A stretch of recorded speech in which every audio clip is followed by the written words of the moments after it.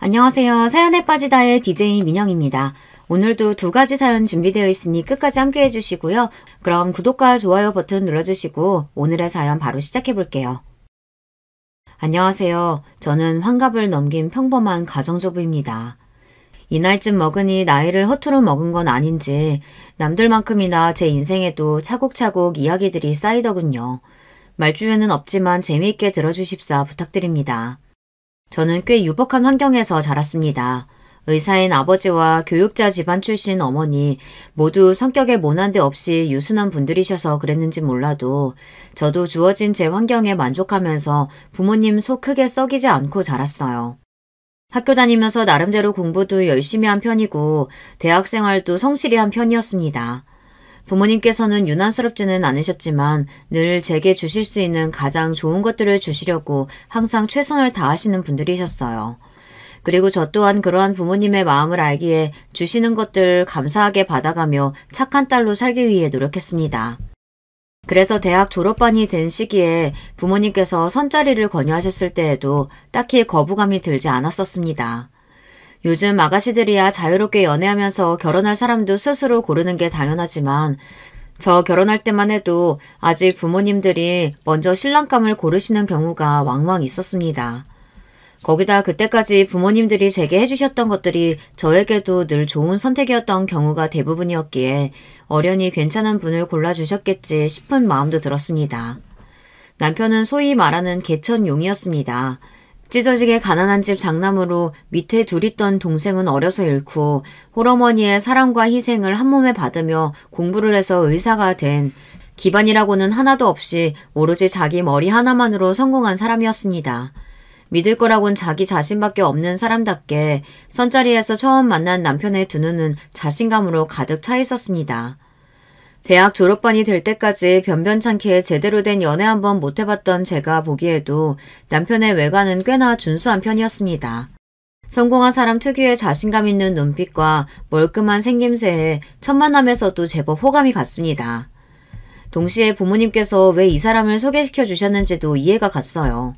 비록 가난하긴 했지만 의사가 되었으니 이제 돈도 적지 않게 벌게 될 것이고 홀어머니가 계시긴 했지만 다른 딸린 형제들이 있는 것도 아니니 버는 족족 밑빠진 독이 될 일도 없을 테였죠. 집안은 별 볼 일 없었지만 저희 집이 유복한 편이니 제 입장에서는 괜찮은 신랑감을, 남편 입장에서는 앞으로의 미래의 탄탄대로가 되어줄 든든한 처가를 얻을 수 있는 서로에게 꽤 나쁘지 않은 상대였습니다. 결혼 전 상견례에서 처음 만난 시어머니는 자신감 넘치는 남편과는 다르게 연신 제 부모님께 고개를 조아리며 송구스러워 하셨습니다. 그간 없는 집에서 하나 남은 아들 뒷바라지하느라 고생하셨을 시어머니의 노고를 떠올리니 이제는 조금 더 어깨 펴시고 사셔도 괜찮을 텐데 앞으로 내가 좋은 건 많이 드시게 하며 잘해드려야겠다 마음먹었습니다. 그렇게 남편과의 신혼생활이 시작되었습니다. 사실 결혼은 했지만 의사라는 직업이 워낙 바쁘다 보니 남편과 오롯이 둘만 보내는 시간이 그렇게 많지는 않았어요. 저희 부모님께서는 외동딸인 제가 시집을 갔으니 얼른 손자를 보고 싶으셨던지 은근히 기대를 하셨지만 아직 저와 남편은 젊었고 아이가 급하다는 생각이 딱히 들지도 않아 굳이 아이 갖기를 서두르지는 않았습니다. 시어머니께서는 여전히 남편의 고향집에 머무르시며 드물게 저희 집에 오실 때에도 길게 머물지 않으셨어요. 먼저 시집간 다른 친구들 얘기를 들어보면 쥐뿔도 없는 집안이라도 아들 가진 유세를 그렇게나 떤다고들 하는데 저희 시어머니는 잘난 아들을 제게 보내놓고도 유세라고는 부릴 줄을 모르시는 분이었습니다. 오히려 있는 집 자식인 저를 어려워하시는 것처럼 보였어요. 잠깐 집에 머무르실 때에도 혹시나 제가 수고스럽진 않을지 늘 마음을 쓰셨습니다. 어머님께서 그러실 때마다 저는 오히려 더 마음이 쓰여 잠깐 계시는 동안이라도 좋은 것 보여드리고 맛있는 것 드시게 하겠다고 나름대로 애를 썼습니다. 이상한 낌새를 느낀 건 결혼한 지 1년이 다 되어갈 때쯤이었습니다. 어느 날 집으로 걸려온 전화를 받자 웬 모르는 여자의 목소리가 들려왔어요. 거기 김수철 선생님 댁 맞나요? 네, 그런데요. 실례지만 전화 주신 분은 누구실까요? 이내 뚜뚜뚜 전화가 끊어지고 공허한 신호음 소리만 들렸습니다. 왜 갑자기 전화가 끊겼지 의아한 생각이 들었지만 곧 대수롭지 않게 넘어갔습니다. 그렇게 그런 전화가 왔다는 것도 잊어버릴 무렵 또다시 이상한 전화가 걸려왔습니다. 여보세요? 분명 상대방이 수화기를 들고 있는 게 느껴지는데 말이 없었습니다.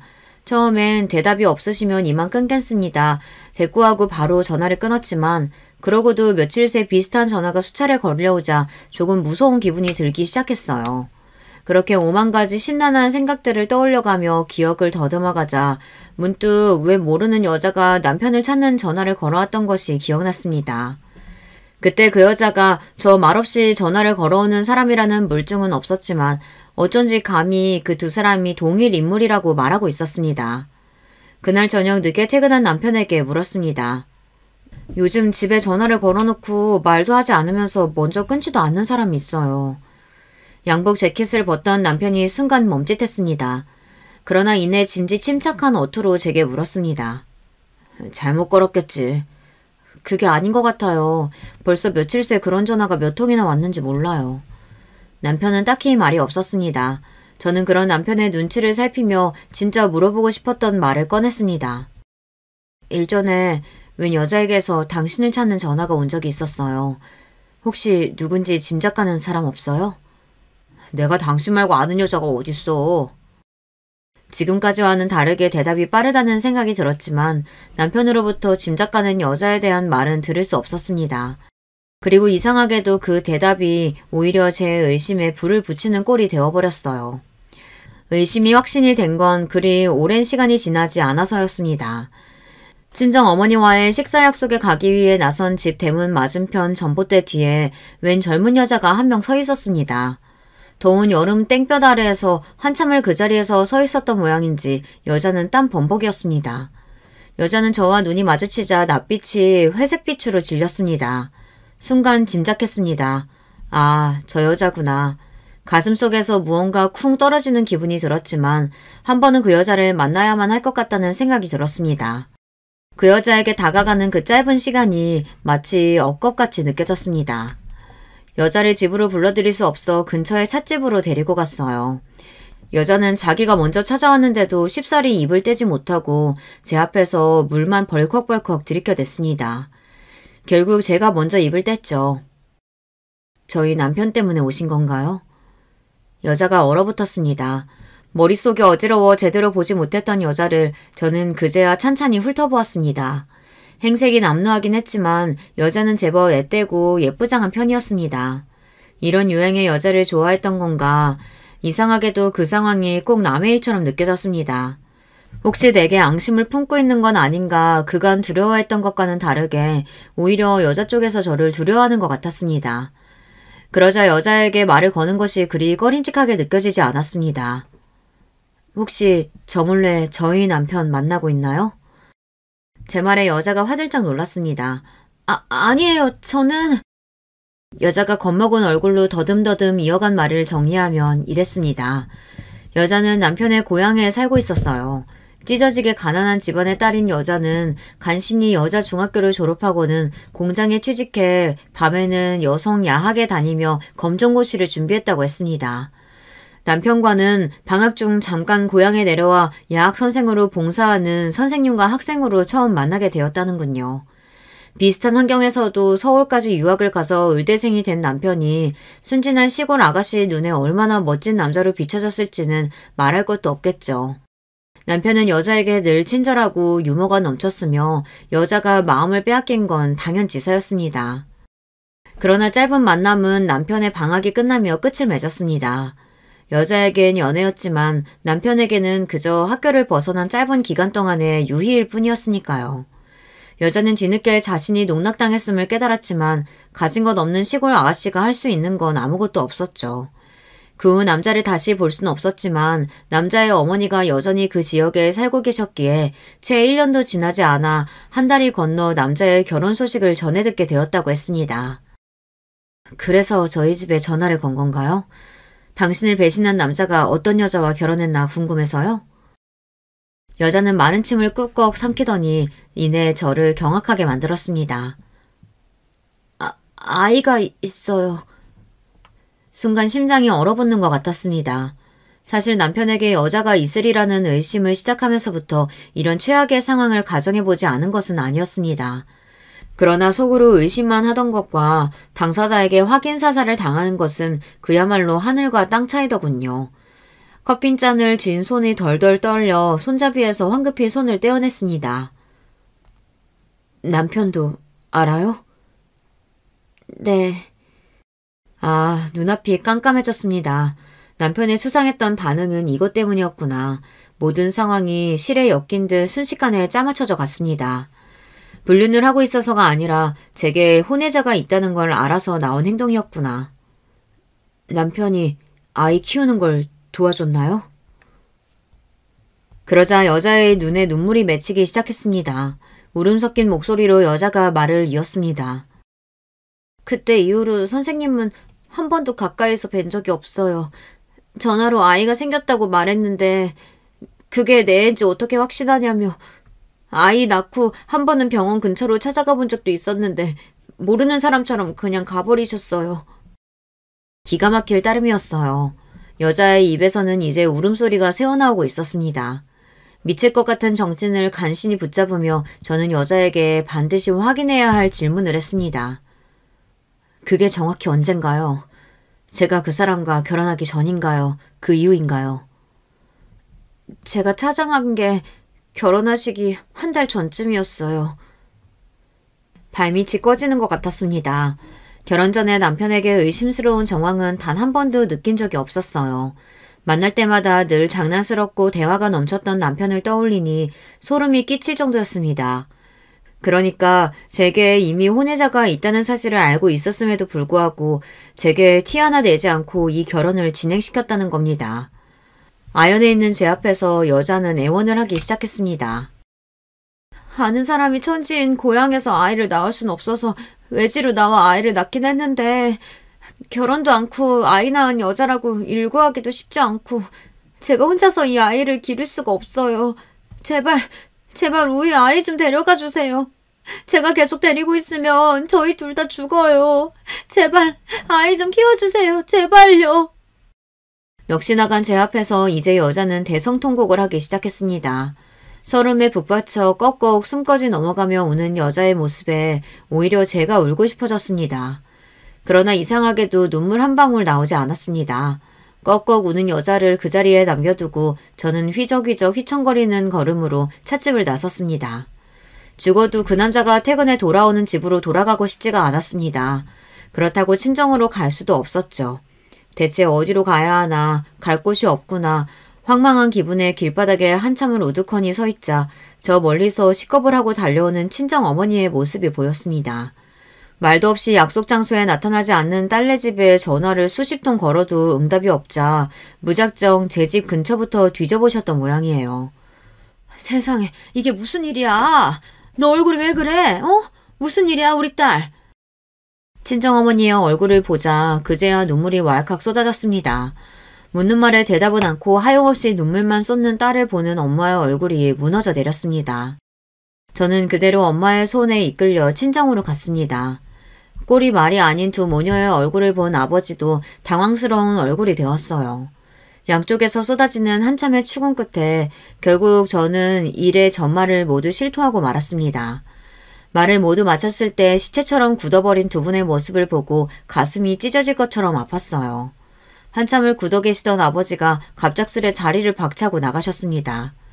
눈물도 이야기도 쏟아낼 만큼 쏟아낸 저는 이내 탈진하여 기절한 것 같은 잠에 빠졌습니다. 이후 며칠을 신혼집으로 돌아가지 않고 친정집에 머물렀어요. 남편에게서 따로 연락이 전해지진 않았습니다. 저는 묵묵히 친정어머니가 해주는 밥을 먹으면서 차츰 상태를 회복해 갔습니다. 그러고도 며칠이 더 지나서야 비로소 남편을 만날 수 있었습니다. 갈라설 때 갈라서더라도 한 번은 그 남자를 만나야 할 것 같았습니다. 부모님께 남편을 만나야겠다고 말씀드리자 못마땅한 표정으로 탐탁지 않아 하셨지만 그저 제가 하고자 하는 것은 다 들어주고 싶으신 모양이셨던지 더는 저를 말리지 않으셨습니다. 그동안에는 남편이 저를 만나려 해도 중간에서 막으신 모양이었는지 처갓집으로 오라는 연락에 남편은 불이 나게 달려왔습니다. 오랜만에 본 남편의 얼굴은 멍투성이에 찢긴 상처까지 있었습니다. 나중에 알고 보니 제가 남편의 혼외자의 존재를 알게 된 바로 그날 아버지께서 남편이 근무하는 병원으로 쳐들어가 남편을 박살을 내셨다고 합니다. 잘난 얼굴을 흠씬 두들겨 맞아 볼품없는 꼴이 된 것을 보니 저 낯짝으로 잘도 어린 것을 꼬여냈겠거니 심사가 뒤틀렸습니다. 대뜸 제 앞에 무릎을 꿇은 남편에게는 한마디의 말도 건네지 않았습니다. 한참을 꿇어앉아 있어도 제가 말 한마디 붙이지 않자 남자가 먼저 입을 떼었어요. 결혼 전 일이야. 그래서 실소조차 나오지 않았습니다. 여전히 제게서 반응이 없자 남편이 마른 침을 꿀꺽 삼키고 말을 계속했습니다. 당신 만나기 전 일이야. 결혼 후에는 당신 말고 그 누구도 만난 적 없어. 실수야. 맹세코 당신을 기만한 적은 없어. 감히 내 앞에서 기만을 입에 올리다니 그 가증스러운 낯짝에 침이라도 뱉어주고 싶었습니다. 그때였습니다. 나랑 상관없는 애야. 당신이 만날 일도 없고 앞으로 당신이 낳을 아이만 내 아이야. 이게 무슨 정신나간 소린가. 얼굴색 하나 안 변하고 제 자식을 2번이나 버린 눈앞의 남자가 낯설게 느껴졌습니다. 도대체 제가 지난 1년간 함께 살던 남자는 누구였을까요? 제 핏줄도 내팽개치는 남자가 저를 사랑해서 이렇게 붙들어 두는 걸까요? 그저 제 출세에 아내의 배경이 필요했던 거겠죠. 거기까지 생각이 미치니 눈앞의 남자가 징그럽게만 느껴졌습니다. 당신 그동안 어디서 잤어? 차갑기 짝이 없는 제 말투에 남편이 움찔했습니다. 처음으로 제 입에서 나간 반말에도 미처 신경을 못 쓰는 것 같았습니다. 그야 당연히 우리 집에서. 기가 찼습니다. 하기야 바로 며칠 전 병원에서 제 장인에게 그런 망신을 당했으니 집으로 도망치고 싶기도 했겠죠. 당분간 집에 들어오지 마. 그 집 내 부모님이 나 잘 살라고 주신 집이야. 그런 집에 당신 들이고 싶지 않아. 길게 얼굴 마주치고 싶지도 않고. 여전히 무릎을 꿇은 채로 쩔쩔매는 모습이 추레하기 짝이 없었습니다. 남편이 몇 번 더 우는 소리를 했지만 대꾸 없이 냉랭한 제 모습에 결국 자리를 떴습니다. 부모님이 만류하셨지만 저는 그 길로 다시 신혼집으로 들어갔습니다. 제가 잘못한 게 없는데 더는 집을 나와 있고 싶지도 않았고 무엇보다 평소대로 생활하지 않으면 더 견디기가 힘들 것 같았습니다. 친정집으로 저를 보러 온 이후 남편은 몇 번을 더 찾아와 빌고 애원하기도 하고 그러다 이대로 정말 이혼이라도 할 생각이냐며 적반하장으로 소리를 지르기도 하다가 또다시 비는 지난 과정을 몇 차례 더 반복했습니다. 그리 반짝반짝 보이던 남자가 사실은 별 볼 것 없는 작자였다는 것을 하루하루 더 실감하면서 저는 남편에게 서서히 정을 떼갔습니다. 갑작스레 새벽에 걸려온 전화를 받은 건 제가 신혼집으로 돌아온 지 3주가 다 되어갔을 시점이었어요. 발신지는 병원이었습니다.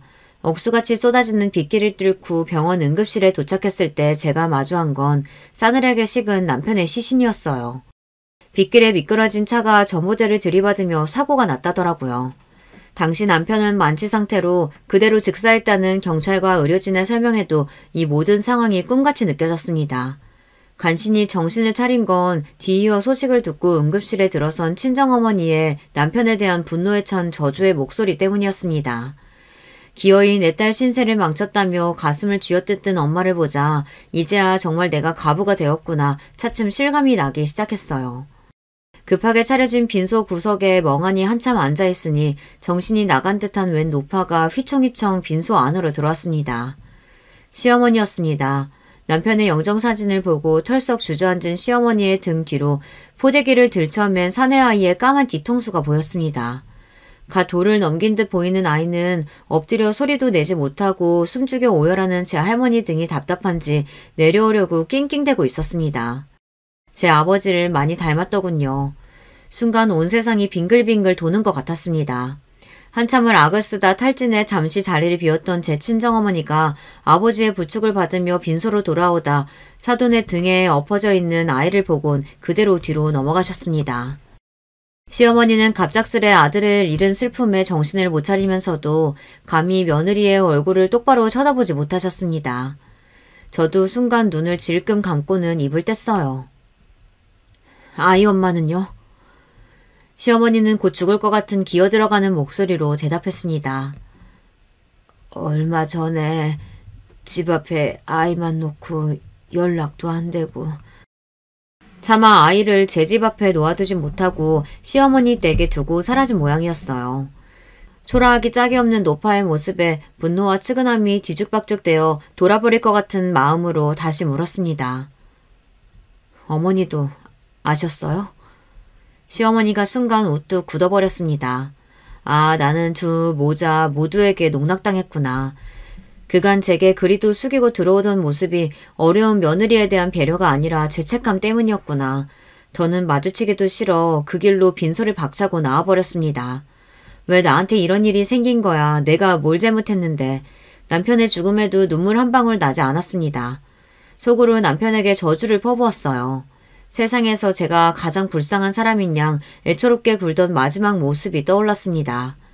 그런 사람을 잃었다고 곧 죽을 사람이 되어버린 시어머니와 아무것도 모르는 어린 것의 모습이 뒤죽박죽이 되어 머릿속을 어지럽혔습니다.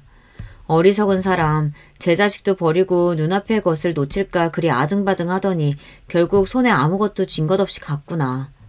새벽 공기에 차츰 머리가 식어가자 마음도 점점 가라앉는 것 같았습니다.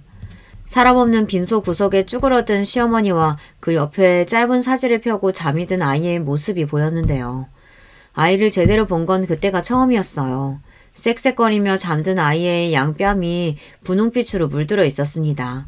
넋이 나가있던 시어머니가 순간 흠집 놀라 저를 쳐다보았어요. 아이 이름이 뭐예요? 시어머니가 머뭇거리다가 답했습니다. 아이 친모가 따로 남겨둔 게 없어서 저는 그냥 아가라고. 이제 더 놀라울 것도 없었습니다. 그 뒤로 제가 말이 없자 시어머니가 기어들어가는 목소리로 말을 이었습니다.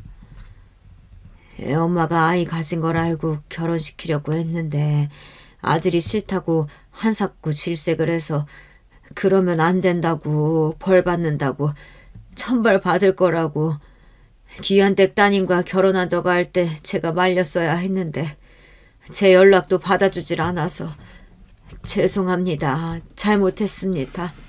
잘못했어요. 덜덜 떨리는 노파의 몸이 곧 사라질 듯 작게만 느껴졌습니다. 그 초라한 모습에 완전히 원망만 할 수 없는 기분이 들자 가슴에 시퍼렇게 멍이 드는 것 같았어요. 홀로 평화롭게 잠든 아이를 바라보며 비로소 저는 눈물을 뚝뚝 흘리기 시작했습니다. 어떻게 장례를 치렀는지도 모르겠습니다. 조문객들도 많이 드나들지 않고 조용히 장례가 마무리된 후 저는 다시 시어머니와 대면했습니다. 아이, 어머님이 키우실 건가요? 시어머니는 대답이 없었습니다. 당신 연세도 적지 않은데 그 형편에 아직 피덩이인 아이를 키워내는 게 쉬운 일은 아니겠죠. 하지만 그렇다고 아들까지 잃은 마당에 차마 아들의 혼외자를 키워달라는 염치 없는 소리를 할 수 있을 정도로 경우 없는 양반은 아니었어요. 아이, 제가 데리고 갈게요. 시어머니의 눈이 경악으로 튀어나올 것 같았습니다. 감히 생각지도 못했겠죠. 저는 여전히 차가운 표정으로 말을 이었습니다. 단, 아이 저한테 보내시는 그 순간부터 우리 인연은 끝난 겁니다. 저는 물론이고 아이랑도 연 끊겠다고 확실하게 약속해 주시면 아이 데려갈게요. 남편의 장례를 마친 뒤 홀로 집에 돌아와서 한참을 가만히 생각해 보았어요. 장례식장에서 잠깐 본 아이의 얼굴이 머릿속에서 떠나가질 않았습니다. 남편의 혼외자이니 제 입장에서는 미워해도 이상하지 않을 아이인데 원망의 대상인 아이 부모가 모두 떠나세였을까요? 원망의 화살이 아이에게까지 향하지는 않더군요. 얼마 보지도 않은 아이가 왜 이렇게 생각이 나는 걸까? 한참을 생각 끝에 저는 결론지었어요. 남편의 아이라서가 아니었습니다. 태어난 지 1년이 지나도록 제 부모에게 이름도 받지 못한 채 엄마에게도 아빠에게도 버림받은 아이. 마땅히 받아야 할 이들에게 사랑받지 못하고 외면당한 아이. 이상하게도 그 아이에게 동질감이 느껴졌습니다. 아무리 말렸다지만 남편에게 자식이 있다는 걸 알면서도 결혼하도록 둔 시점에서 제 입장에선 어머니도 공범이에요. 이걸로 어머니와 저 사이의 인연은 정리했으면 합니다. 아이도 마찬가지예요. 저한테 온 순간부터 그 여자아이도 남편 아이도 아닙니다. 제가 아이 키워주길 바라신다면 2번 다시 저와 제 아이 앞에 나타나지 마세요. 자식 잃은 부모에게 손자와의 인연까지 끊으시라 말하는 제가 저 스스로도 야멸차게 느껴졌지만 아이를 제외하고 남편과 관련된 모든 인연을 다 끊어내고 싶었습니다. 시어머니는 제 말에 한참을 흐느끼셨지만 아이를 생각하면 당신보다 더 많은 것을 줄 수 있는 제게 보내는 것이 정답임을 알고 있었다는 듯 군말 없이 제 요구를 받아들이셨어요. 아이를 데려오자 제 친정은 뒤집어졌습니다. 친정아버지께선 당장 아이를 내보내라 노발대발 하셨어요. 어머니는 아예 머리를 싸매고 들어 누우셨습니다. 그러나 저도 결코 가벼운 마음으로 아이를 데려온 게 아니었기에 친정 부모님과 저의 대치 상태는 길어졌습니다. 그러는 와중에도 아이는 하루가 다르게 자라났죠. 처음 며칠간은 낯선 사람에게 적응하지 못해 울음을 그치지 않고 칭얼거렸지만 울음소리조차 작고 순한 아이였어요. 아무것도 모르는 상태에서 덜컥 아이를 데려와 급히 구한 베이비시터도 이렇게 순하게 우는 아이는 처음이라며 아이를 예뻐했습니다. 아이는 금방 손을 탔습니다.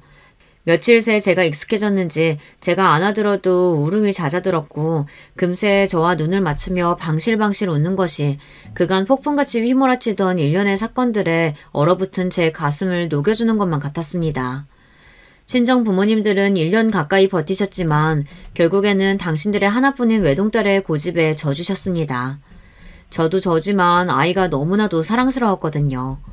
아이의 외양은 남편을 닮았지만 성격은 순하고 조용한 것이 남편과는 영 땅판이었습니다. 지난 여름 찻집에서의 대면을 떠올리며 아이의 성격은 제 친모를 닮았나 속으로 생각했습니다. 아이 친부 성정을 닮지 않았다니 차라리 다행이다 싶었습니다. 제가 낳은 아이는 아니었지만 몇 날 며칠을 고심해가며 직접 아이 이름을 짓고 제 손으로 손수 먹이고 입히고 재워가며 그렇게 저는 엄마가 되어갔습니다. 아이는 속 한번 썩이지 않고 자랐습니다. 아이가 제게 오기까지의 일련의 과정을 생각해보면 아이를 키우는 게 수월하게 느껴질 정도였어요. 오히려 가끔은 아이가 너무 착한 아이로만 자라려고 하는 것은 아닐까 애처로운 마음이 들기도 했습니다. 다들 시시하기는 했지만 아이의 존재를 알게 된 직후 친정아버지가 병원에서 공개적으로 남편에게 망신을 준 일부터 시작해서 갑작스러운 사고로 남편이 떠나는 등 시끄러운 사건들이 너무 많았습니다. 게다가 아이의 나이부터 시작해 여러모로 시기상 들어맞지 않으니 제 사정을 조금만 아는 사람이라도 제가 친모가 아니라는 걸 짐작하기는 어렵지 않았겠죠. 아무리 조심을 한다고 해도 손바닥으로 하늘을 가릴 수는 없는 노릇입니다. 저 모르게 쉬쉬하다가 아이가 진실을 알고 제가 없는 곳에서 혼자 상처받을까봐 염려스러웠습니다. 결국 중학교 입학을 앞둔 아이를 앞에 앉혀두고 저는 무거운 마음으로 입을 열었습니다. 아들, 지금부터 엄마가 하는 말은 다른 생각 없이 그저 엄마가 하는 말 그대로만 들어줬으면 좋겠어. 이야기를 채 시작도 하지 않았는데 아이가 고개를 떨구고 눈물을 뚝뚝 흘리기 시작했습니다. 순간 짐작했습니다. 이미 알고 있구나. 진작 내 입으로 말해줬어야 하는데 내 두려움을 이기지 못해 내 새끼 가슴에 피멍이 들게 했구나.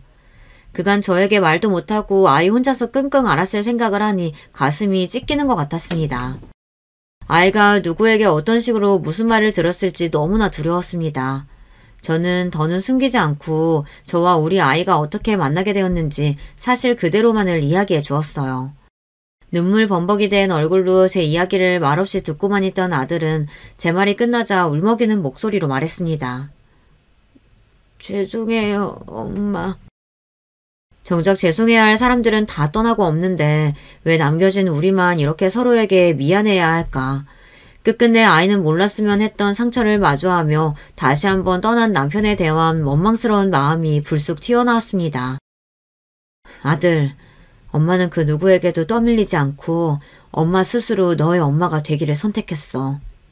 그건 돌아가신 네 아버지 때문도 아니고 주변 시선 때문도 아니야.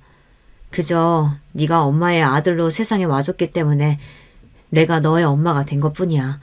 다른 모든 엄마들이 그런 것처럼. 그건 아들에게 하는 말이기도 했지만 저 스스로에게 하는 다짐이기도 했습니다. 피가 섞이지 않으면 어떤가요? 제게는 그 무엇을 주어도 바꾸지 않을 세상에 단 하나뿐인 제 아이인 것을요. 그렇게 아이와 둘이서 부둥켜 안고 얼굴이 퉁퉁 부을 때까지 실컷 울었습니다.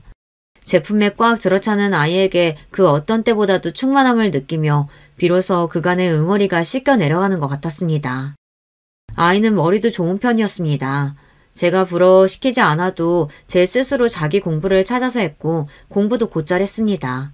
이과 쪽 머리가 좋은 걸로 봐선 아버지 머리를 닮은 모양이었어요.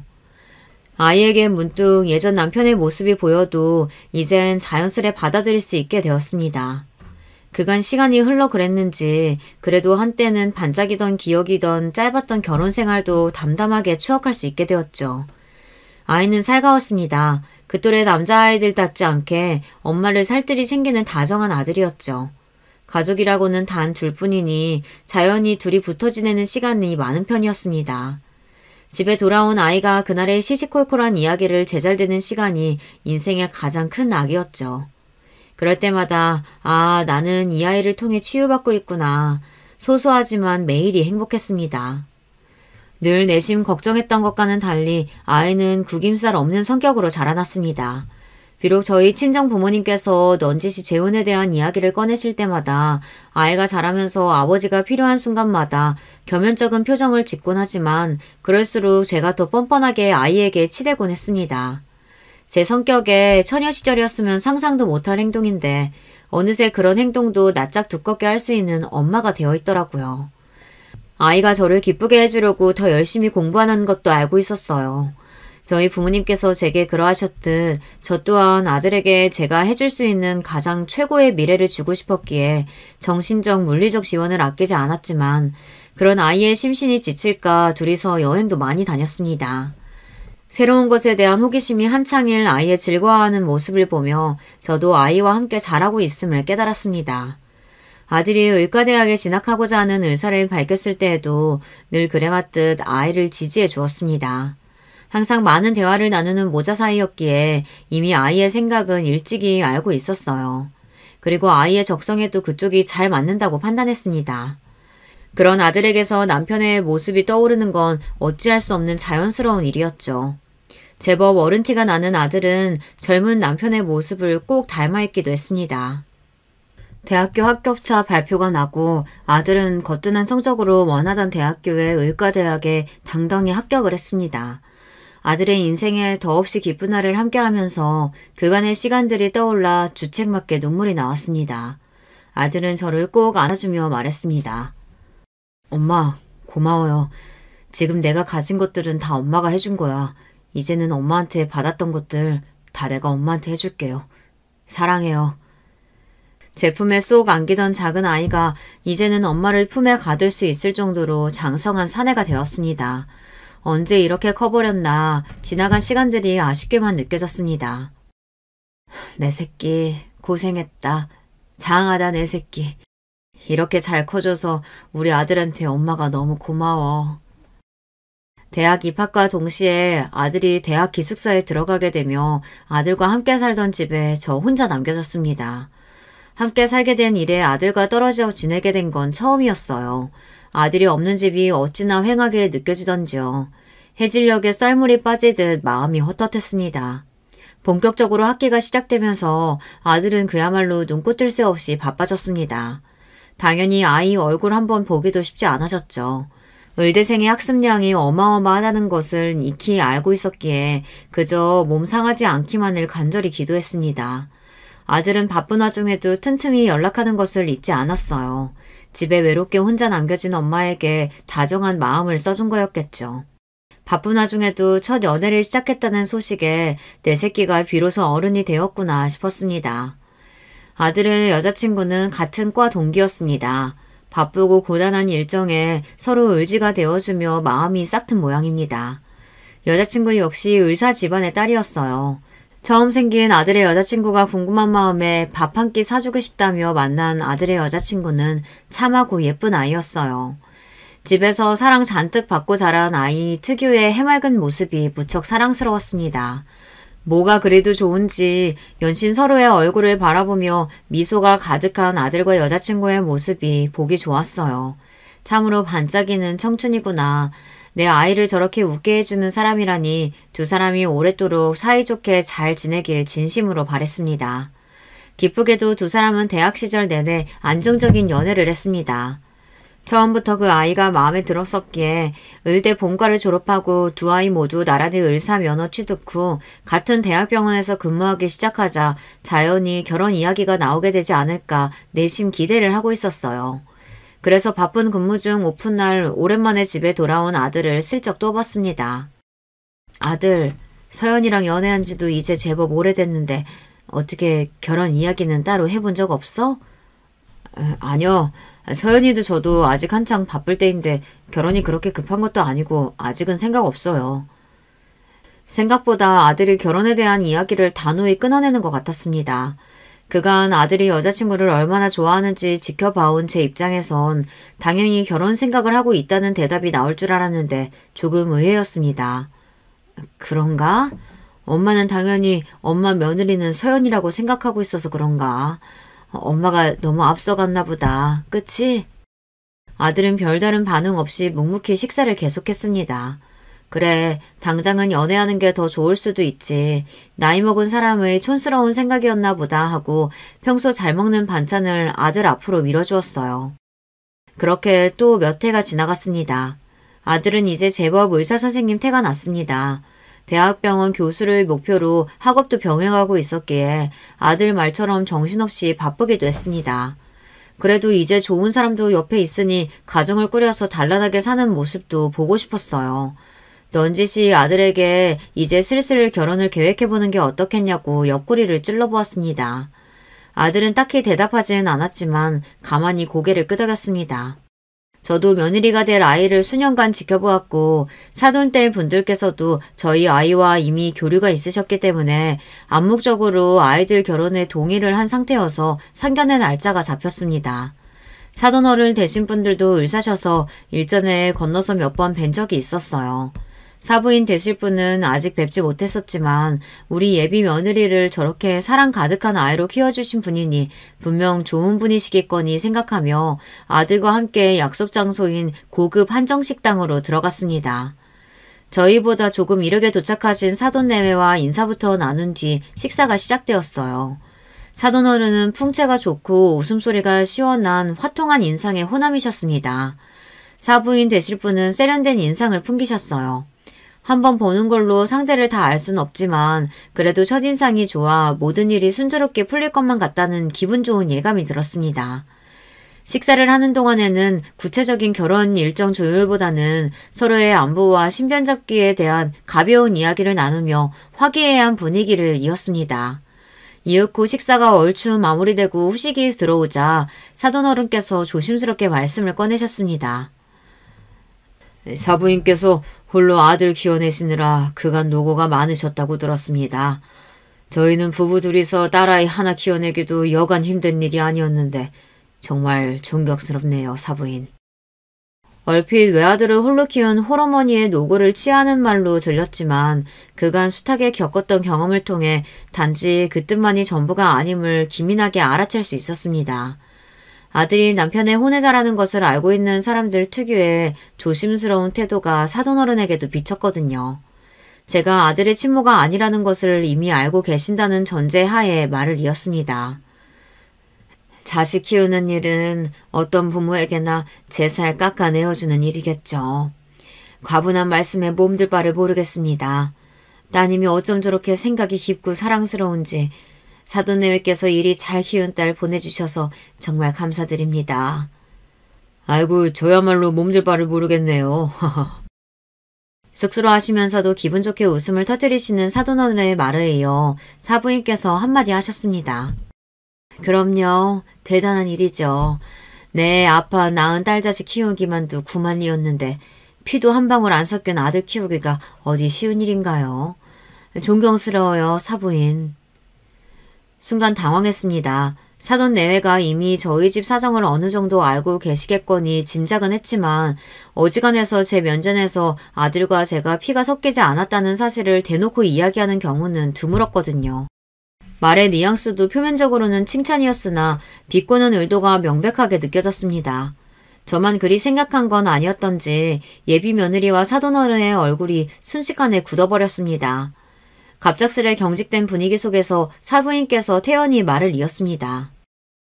일찍 떠난 남편의 피도 안 섞인 자식 품는다는 게 여자로서 얼마나 괴로운 일인지 제 입장에선 감히 상상도 할 수가 없네요. 아드님이 와중에도 저렇게 훌륭히 장성해 주었으니 얼마나 보람차시겠어요. 그간 고생 많으셨으니 아들 장가 보내시면 자유롭게 편히 사셨으면 좋겠네요. 사위가 아니라 아들이라 생각하고 이제 저희가 잘 챙기겠습니다. 엄마! 경악한 예비 며느리가 사부인에게 소리를 쳤습니다. 한마디로 당신 친아들도 아니지 않느냐. 결혼 후 간섭할 생각 말고 각자 인생 살아라. 이런 말을 아주 맵시게 돌려 말한 겁니다. 그래요. 요새 시자 들어간 식구들 두 팔 벌려 좋아라 하는 사람이 뭐 얼마나 되겠습니까.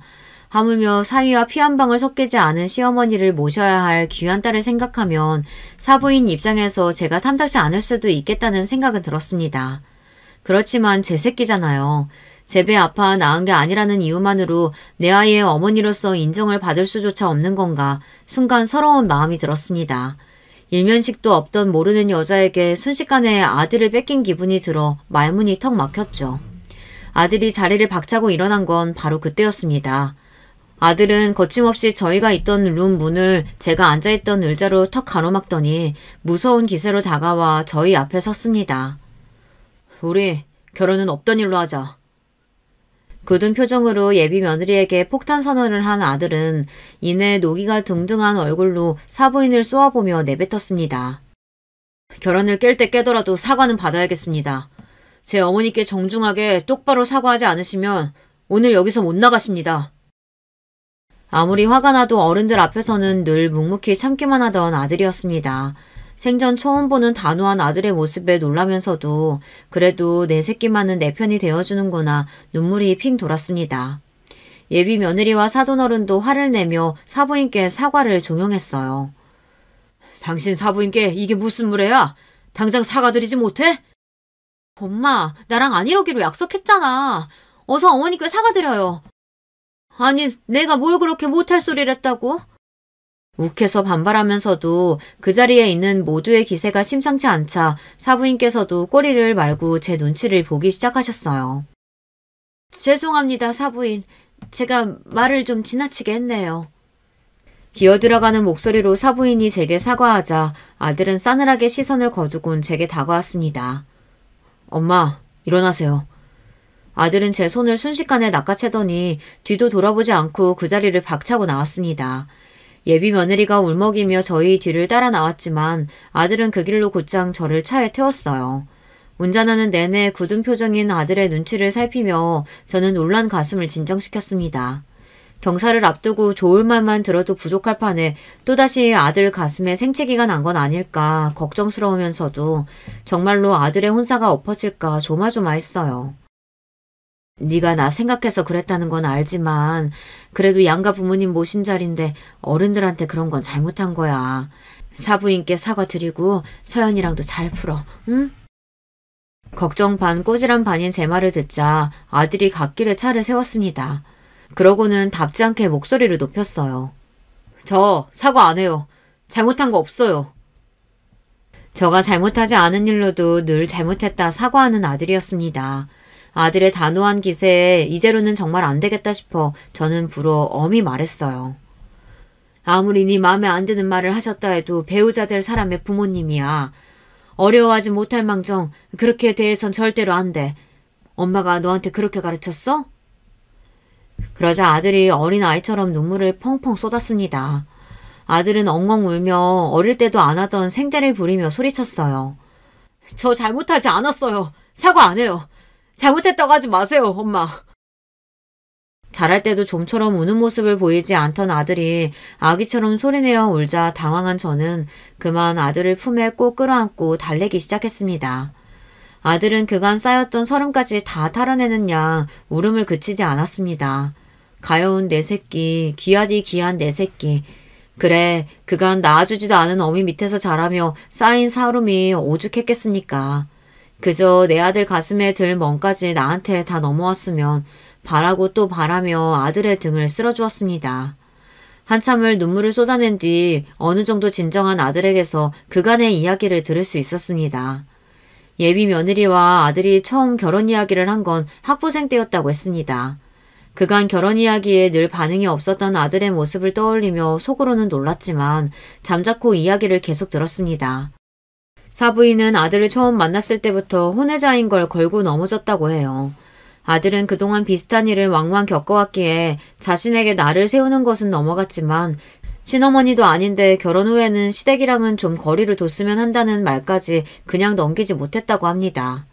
여자친구에게 우리 엄마한테 저런 식으로 나온다면 너랑 결혼은 못할 것 같다며 결혼 이야기를 일축했다고 합니다.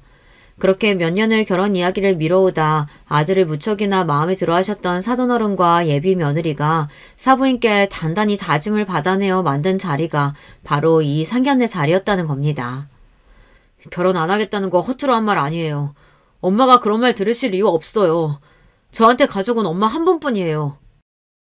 아들의 단호한 말에 미안함과 고마움, 서름 등 5만 가지 감정이 다 머리를 스치고 지나갔습니다. 일단은 아들을 진정시키는 게 먼저라는 생각에 저도 더는 말을 보태지 않았습니다. 다음날 사돈 내외와 예비 며느리가 양손 무겁게 저희 집으로 찾아오셨어요. 댁으로 돌아가 여관 부녀에게 들볶인 게 아닌지 겨우 하루 만에 다시 뵌 사부인의 얼굴이 수척했습니다. 사부인 정말 죄송합니다. 제가 제 자식한테만 눈이 멀어 자식 키우는 사람에게 해서는 안 된 말을 했어요. 부디 노여움 푸시고 결혼 무르겠다는 말씀만 하지 말아주세요. 자식 이기는 부모가 어딨나요? 아무래도 예비 며느리가 초강수를 둔 모양이었습니다. 아직 서운한 마음이 채 가시진 않았지만 그래도 저 역시 예비 며느리가 예뻤고 이 혼사리를 깰 생각은 없었기에 대답했습니다. 하나 있는 외동딸 귀하게 키우셨으니 내 자식 생각이 가장 먼저 드는 거야 당연한 일이겠죠. 그렇지만 사부인, 저한테도 세상에서 제일 제 목숨보다도 더 제 아들이 귀합니다. 데려온 자식이라고 고깝게 보시지 말고 앞으로 부디 아껴주세요. 부탁드립니다. 제 간곡한 부탁에 사부인은 영 민망한 눈치였습니다. 아들 역시 마음이 완전히 풀어지진 않은 것 같았지만 아들이 여자친구를 얼마나 좋아하는지 잘 알고 있는 저는 이 결혼이 엎어지지 않은 것만으로도 다행이라는 생각이 들었습니다. 아들의 결혼식은 하늘에 구름 한 점 없는 화창한 가을날에 치러졌습니다. 비로소 바라던 제 짝과 맺어진 아들의 환한 얼굴을 보며 저 또한 너무나도 행복했어요. 아들을 키우며 겪었던 희노애락이 한순간에 스쳐 지나가는 것 같아 두 눈에는 그렁그렁 눈물이 맺혔지만 그럼에도 온종일 미소가 끊이지 않았던 정말이지 좋은 날이었습니다. 저는 지금 아들 내외와 함께 살고 있어요. 먼저 합가를 제안하는 며느리의 말에 식겁해서 대답했어요. 요즘 시어머니 모시려는 사람이 누가 있다니? 너희 불편해서 안 돼. 하며 손사래를 쳤지만 저희 둘 다 병원 때문에 집에 돌아가기도 힘든데요, 뭘. 저희 둘만 살았다간 밥도 제대로 못 챙겨 먹고 굶어 죽을걸요? 저도 살림이라면 젬병이고 가엾다 생각하시고 저희 좀 도와주세요, 어머니. 하며 살갑게 애교를 떠는 며느리에게 염치 없게도 그만 넘어가 버리고 말았습니다. 그럼 너희 적응할 동안 딱 1년만 하던 것이 첫 손주가 태어나고 작년에 막내 손녀가 태어나면서 아들 내외는 그대로 저희 집에 주저앉아 버렸습니다. 살면서 이렇게 북적이는 환경에서 살아본 역사가 없는 저로서는 매일매일이 정신없는 하루였지만 덕분에 입에 넣고 굴리고 싶을 정도로 귀여운 손주 녀석들 재롱보는 낙으로 행복하게 살고 있습니다. 고생 끝에 낙이 온다죠. 제 인생에 가장 큰 낙을 가져다준 아들 내외와 손자 손녀들과 함께 앞으로의 여생도 충만하게 살아갈 수 있을 것 같습니다. 늙은이의 긴 이야기 들어주셔서 정말 감사드립니다.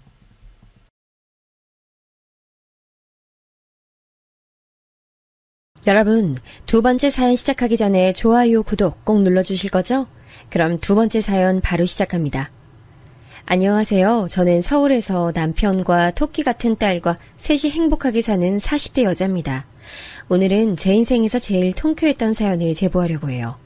뿌린 대로 거둔다는 말이 무슨 뜻인지 알게 된 날인데 어찌나 통쾌했던지 저는 이 사건을 여기저기 알리고 다녔습니다. 그랬더니 동료들이 요즘 이렇게 유튜브에 사연 소개도 해준다고 제보하라고 하길래 냉큼 왔어요.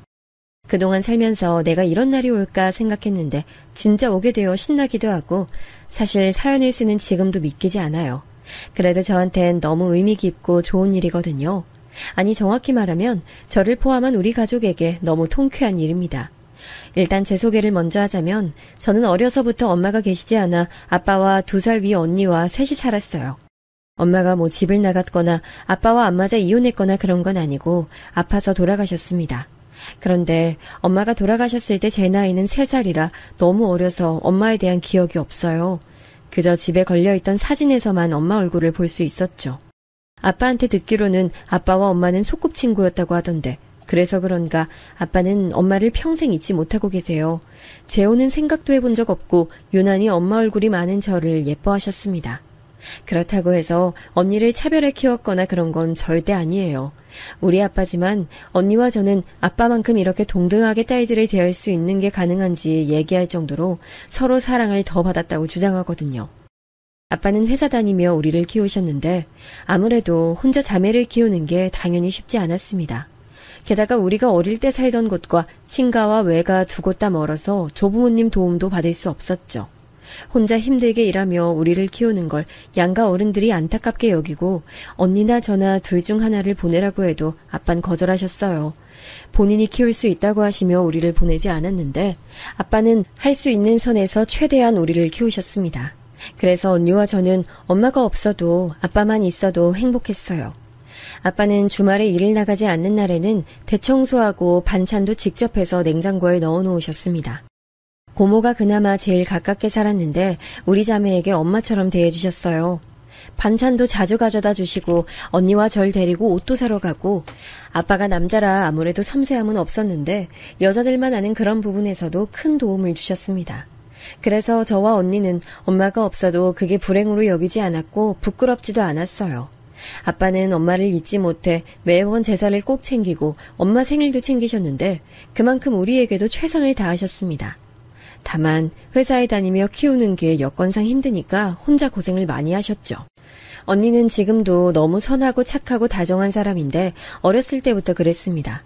선생님들도 언니한테 입을 모아 칭찬하고 언니는 조용하고 성실한 학생이었어요. 반대로 저는 매우 활발하고 장난도 많은 성격이었는데 저 때문에 언니가 초등학생 땐 대신 제 친구들에게 가서 사과하기도 했어요. 사실 그때는 저한테 엄마가 없다고 놀린 남자애를 때려줬던 거라 언니가 가서 사과하는 게 마음에 들지 않았는데 언닌 그런 저에게 이렇게 말했습니다. 연주야, 아무리 그래도 사람 때리면 안 돼. 엄마 없다 소리 듣기 싫으면 더 그렇게 행동하면 안 돼. 하지만 제가 먼저 놀렸어. 나보고 엄마 없다고 뭐라 하잖아. 언니가 엄마 없는 건 부끄러운 게 아니라며. 부끄러운 건 아니지. 근데 그렇게 친구 때리면 나중에 우리가 불리해져. 언니 말 들어. 지금 생각하면 그때 언니도 고작 초등학생이었는데 우리 언니지만 진짜 대단하지 않나요? 아빠는 우리 자매에게 최선을 다했지만 여자인 우리를 하나부터 10까지 챙기는 데에는 무리라고 했잖아요. 근데 적어도 저는 이 부분에 잘 해당하지 않는데 언니가 저를 다 챙겨줬기 때문입니다. 치마를 입을 때 조심해야 하는 것부터 속바지 입는 것 같은 아주 기본적인 것을 언니는 특유의 인내심 있고 조곤조곤한 말로 설명해줬어요. 물론 괄괄했던 저는 언니가 그렇게 알려줘도 매번 놀이터에서 남자아이들과 놀고 뛰어다니느라 무릎에 상처가 가득했고 옷에는 흙이 덕지덕지 있었지만요. 그런 저와 다르게 언니는 학교에서도 아주 모범생이었고 선생님들의 사랑도 받고 학교 교우관계도 아주 좋게 중학교를 전교 1등으로 졸업했습니다.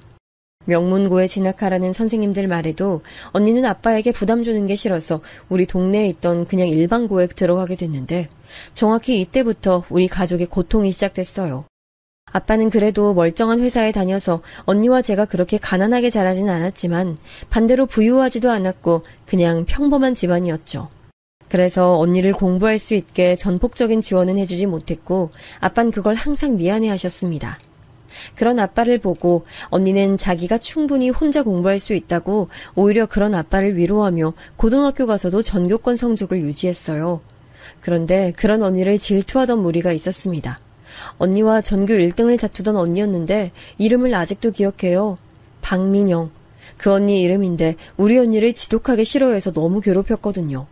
잊고 싶어도 잊을 수가 없는 이름인데 언니의 체육복을 가져가서 돌려주지 않거나 교과서를 몰래 버리거나 했습니다. 우리가 그렇게 넉넉한 형편이 아니라 문제집을 마음 놓고 살 수 없는데 그걸 알고 언니가 학교에 문제집을 들고 가면 몰래 버리는 것도 너무 많았어요.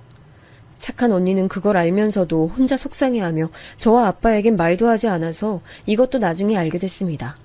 엄마가 없는 걸 알고 언니에게 엄마 없는 애라고 놀리고 교복을 일부러 잘라서 언니가 새로 교복을 샀던 횟수가 3번이 넘어요. 언니 성격이 저 같았으면 네가 뭔데 이러냐고 맞서 싸우기라도 할 텐데 언니는 착하고 조용해서 가만히 당하기만 했죠. 그런 언니의 성격은 박민영 언니의 심기를 더 건드렸는지 나중엔 책상까지 뒤엎었고 그걸 보다 못한 같은 반 친구들이 담임 선생님께 말해서 나중에서야 모든 일이 밝혀졌죠. 그때 아빠도 학교에 가셨는데 저는 엄마 제사 때도 못 보던 아빠의 눈물을 그날 봤고 언니는 그런 아빠에게 미안해 어쩔 줄 몰랐습니다. 언니 잘못이 전혀 없다는 걸 학교 선생님들도 알고 계셨는데 공교롭게도 박민영 언니 엄마가 학교 학부모회 회장이었고 아주 큰 영향력을 행사하고 있어 학교에서 알아도 큰 조치를 해주지 못했습니다. 그렇게 모두가 알게 된 뒤로도 언니는 괴롭힘 당했는데 오히려 더 심해졌어요. 당연히 언니 성적은 조금 떨어졌습니다. 그래도 높은 성적이었는데 비아냥대며 괴롭히고 자꾸 교복을 사게 만드니까 언니가 너무 괴로워했어요. 그러다 어느 날 사건이 터졌는데 언니가 울며 집에 왔습니다. 우리 언니는 조용하고 침착하지만 절대 눈물이 많은 편은 아닌데 울면서 들어와서 너무 놀랐어요. 아빠는 회사 일이 바빠 야근하는 날이 많아 그날 없었는데 언니는 울며 덜덜 떨었습니다. 그날은 저도 아직도 기억나는데 한겨울이라 매우 추웠어요. 그런데 언니가 아침에 입고 나갔던 교복도 없고 목도리도 없고 무엇보다 길었던 머리가 한쪽이 짧아진 채로 들어왔습니다. 언니, 뭐야? 그 박민영 언니가 이렇게 만들었어? 연주야, 내가 성적 오른 게 화가 났나 봐. 나보고 왜 성적이 오르냐고 정신 차리래. 뭐? 그게 무슨 말 같지도 않은 말이야. 진짜 미쳤나 이것들이. 언니 이제 못 참겠어. 너무 힘들어. 다른 친구들도 나한테 잘해주면 괴롭힘 당할까봐 무서워서 못 다가와. 웬만하면 저에게 힘든 일을 절대 말 안 하는 언니는 서러웠는지 엉엉 울며 내일 학교 어떻게 가냐고 거실에서 하소연하기 시작했어요. 그리고 저는 그런 언니를 보며 발끝부터 머리까지 화가 차올랐습니다. 언니 앞장서. 당장 나와. 걔들 어딨어? 연주야, 그러지 마. 내가 안 괜찮아. 당장 일어나. 아니 당하고만 있으면 어떡해. 저는 이러지 말라는 언니를 데리고 억지로 밖으로 나와서 무작정 그 언니들이 있는 곳으로 찾아갔습니다. 빨간 미끄럼틀이 있던 놀이터에서 우리 언니 교복 재킷을 들고 있던 박민영 언니가 보였어요. 저는 그냥 무작정 가서 교복을 빼앗고 그 언니 머리채를 잡았습니다. 그리고 그냥 바닥을 뒹굴며 제가 할 수 있는 한 최대한으로 때렸어요. 언니가 저를 옆에서 울며 말려도 들은 척도 하지 않고 그냥 무작정 팼습니다. 그 이후로 어떻게 됐냐고요? 경찰서에 잡혀갔어요. 가서 저는 당당하게 우리 언니가 저 언니들한테 먼저 괴롭힘 당했으니 피해자는 우리 언니라고 말했고 중학교 선생님부터 언니가 다니던 학교의 선생님들까지 죄다 경찰서에 오게 됐습니다. 아빠도 회사에서 일하다 달려오고 그 박민영 언니 엄마도 오고 난리가 아니었어요. 엄마 없는 거 이렇게 티내니? 넌 어린애가 무슨 언니들을 때려? 아줌마 딸은 엄마 있어도 우리 언니 괴롭히잖아요. 저는 적어도 엄마 없어도 그렇게 친구들 이유 없이 안 괴롭히는데요? 뭐? 이게 어디서 말대꾸야? 뭐요? 아줌마 딸한테나 뭐라 하세요. 못 배운 거 당신 딸이잖아. 거기 그만하세요, 아줌마, 학생! 경찰 아저씨가 말릴 정도로 경찰서에서도 저는 절대 지지 않고 맞섰습니다. 그 이후로 우리 언니를 건드는 사람이 없었다면 해피엔딩이겠지만 전혀 그러지 않았어요. 언니는 박민영 언니의 엄마 입김 때문에 학교를 더 다니는 게 전보다 힘들었습니다. 언니는 결국 제 발로 자퇴까지 하게 됐는데 제가 울며 저 때문에 그런 거냐 물었더니 언니는 오히려 저를 위로했어요. 우리 연주 덕분에 언니가 그래도 한 방 제대로 먹이고 자퇴하는 건데? 너 없었으면 언니는 억울해서 잠도 못 잤을 거야. 아빠도 제가 언니들을 가서 때렸던 걸 혼내지 않았고 언니는 비록 자퇴하게 됐어도 자기는 걱정하지 말라고 했어요. 사실 학교에 계속 다니는 게 진짜 힘들었던 터라 제가 그렇게 행동하지 않았어도 자퇴하게 됐을 거라고 언니는 저와 아빠에게 말했습니다. 저때 놀이터 바닥을 뒹구느라 제 팔에 돌멩이가 박혀 아주 깊은 상처가 생겼었는데 그 상처는 아직도 지워지지 않네요. 그날 당시에는 너무 화나서 상처가 난 줄도 몰랐는데 아빠가 그걸 보고 박민영 언니 엄마에게 내 새끼 팔 보라고 달려들어 경찰서에서 쫓겨났거든요. 아빠는 남들이 뭐라 해도 우리끼리는 서로 이렇게 뭉쳐야 한다고 저한테 잘했다고 칭찬을 해주셨습니다. 무튼 그 사건으로 인해 언니는 자퇴하고 저는 고등학교를 우리 동네가 아닌 다른 동네로 가게 됐어요. 언니가 다니던 학교는 선생님들 시선 때문에 가지 못했고 옆에 있는 학교에 입학했는데 입학하자마자 아빠가 발령이 나서 서울로 이사 갔습니다. 덕분에 우리는 서울에서 새로운 시작을 하게 됐는데 지역을 떠나니 언니도 그동안 불안했던 감정이 해소되어 훨씬 마음이 편안해졌는지 적응도 잘했어요. 서울이라 검정고시 학원도 많아 제가 학교 갈 때 언니는 학원으로 가서 공부했고 금방 검정고시를 딸 수 있었죠. 바로 대학 준비를 해서 무려 초등학교 교사가 될 수 있는 교대에 진학한 언니는 제가 이유를 물어봤었어요. 그러자 언닌 교사가 돼서 자기처럼 부모가 없거나 왕따당하는 학생을 도와주고 싶다 말해서 이유조차 우리 언니답다고 제가 말했던 기억이 나네요. 중학교 때까지는 공부하는 담을 쌓아 친구들과 놀기 바빴던 저는 오히려 제가 위에 말했던 사건을 겪으며 공부를 잘해야겠다고 생각하게 됐네요. 그래서 서울에 와서는 정신 차리고 열심히 공부하기 시작했습니다. 다행히 언니가 공부를 매우 잘해서 언제든 모르는 게 있으면 물어볼 수 있는 사람이 있었고 저는 언니 도움을 매우 많이 받았어요. 남들은 학원 다니고 과외 선생님을 집으로 데려왔지만 그럴 필요도 없었죠. 그렇게 언니에게 과외받으며 서울에 있는 대학교에 입학할 수 있었습니다. 제가 학교에 가게 됐다고 하자 고향 친구들은 매우 놀라워했는데 그 반응이 재밌어서 소식을 알리며 얼마나 웃었나 몰라요. 대학 입학을 앞두고 제가 했던 가장 첫 번째 일은 무려 성형이었습니다. 쌍꺼풀이 진하게 있는 아빠와 언니와 달리 저는 무쌍이라 아빠를 졸라 쌍꺼풀 수술을 하게 됐어요. 아빠는 제 눈이 엄마 눈과 똑같다며 아주 예쁘니까 성형 절대 하지 말라고 했지만 제 완고한 눈빛을 보고 허락해 주셨죠. 그렇게 성형까지 하고 저는 대학에 들어가서 아주 열심히 놀았어요. 학교 생활 열심히 하며 장학금 타서 다니던 언니와 달리 저는 노느라 집에 들어가지도 않았습니다. 언니는 대학을 다니며 한 번도 휴학하지 않고 졸업해서 임용고시도 한 번에 합격해서 바로 어린 나이에 선생님이 됐습니다. 그리고 첫 발령난 학교에서 형부를 만났는데 형부 보고 저는 소름이 돋았어요. 이유는 그냥 남자 언니였거든요. 성격이 둘 다 똑같았는데 너무 착해서 결혼 준비를 하다 무리하게 결제해도 그러려니 하는 걸 보고 속이 터져서 제가 대신 백화점에 가서 따져줬습니다. 아빠는 우리 언니가 엄마가 안 계시니 형부네 집안에서 반대할까 걱정했는데 형부 부모님은 오히려 그런 환경에서도 잘 자란 언니가 너무 대견하다고 반기셨어요. 언니의 첫 남자친구가 형부였던 것과 달리 저는 대학을 다니며 남자친구를 10명도 넘게 만났습니다. 대학을 누구보다 즐기던 저는 쉴 새 없이 노느라 학점도 챙기지 않았는데 그 점에 대해선 후회가 전혀 없어요. 그래도 대학 간판이 좋아 졸업하고 바로 취업도 했는데 누구나 아는 중견기업에 들어갈 수 있었습니다. 비록 학점은 좋지 않아도 활발한 제 성격을 면접에서 보여드렸더니 좋아하셨어요. 그래서 그렇게 들어간 회사에서 저는 지금 남편을 만날 수 있었습니다. 남편은 우리 팀에 있던 제 사수였는데 제가 입사하던 첫날 저에게 첫눈에 빠졌다고 하더라고요. 저도 남편의 겉모습이 마음에 들어서 만나게 됐는데 생각보다 남편은 더 다정하고 섬세한 사람이었습니다. 그리고 놀랐던 점은 바로 남편 고향이 제 고향과 같았다는 점입니다. 고향에 대한 기억이 좋은 기억만 있는 게 아니라 주춤하기도 했지만 그래도 같은 동네에서 자랐다는 사실은 우리를 더 가깝게 만들어줬죠. 다행히 남편이 저보다 1살 많아 언니와도 저와도 같은 학년이 아니었고 남고를 나와서 그 사건은 모르더라고요. 그냥 에라 모르겠다 생각하고 시부모님 보러 가기 전에 그 사건을 말했더니 박장대소하며 제게 대단하다고 해줬습니다. 자기 진짜 대단하다. 어린 나이에 고등학교 언니들한테 그러기 쉽지 않잖아. 그냥 그때는 눈에 뵈는 게 없었어. 감히 우리 언니를 자꾸 괴롭히는 게 너무 싫었지. 시부모님 뵈러 갔을 때 다행히 두 분은 제 성격이 마음에 든다고 결혼 허락을 바로 해주셨어요.